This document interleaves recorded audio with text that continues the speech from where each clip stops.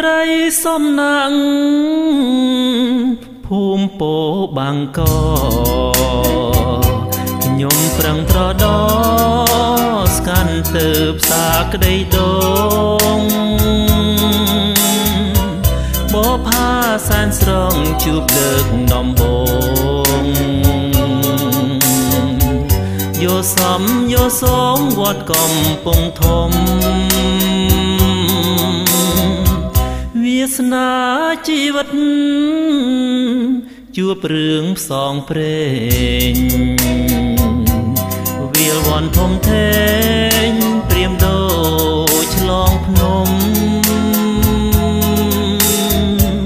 កាន់ស្រុកសន្ទុងលឺសូរតូចយំ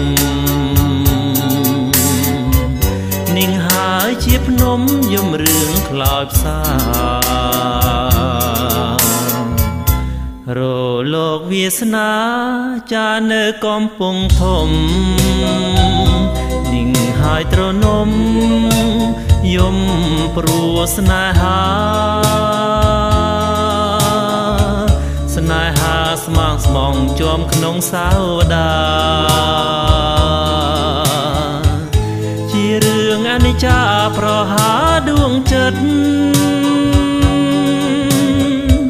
សង្គ្រាមតាំងកកខ្លាចជា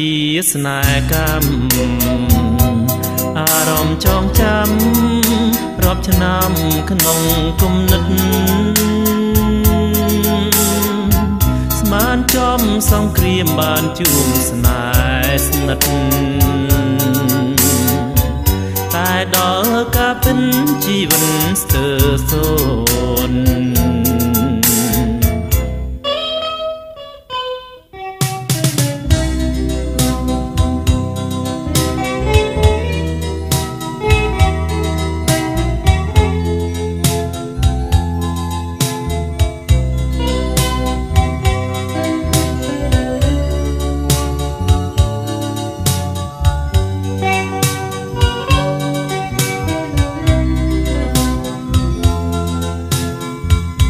រ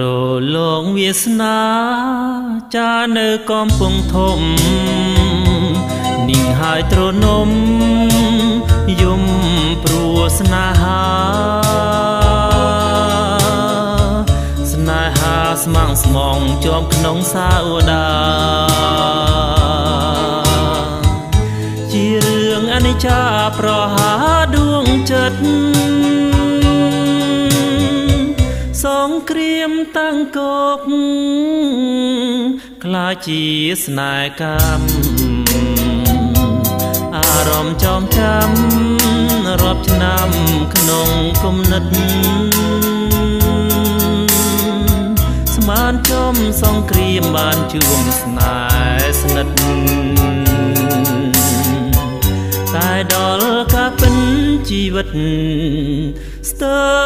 រសូន្យ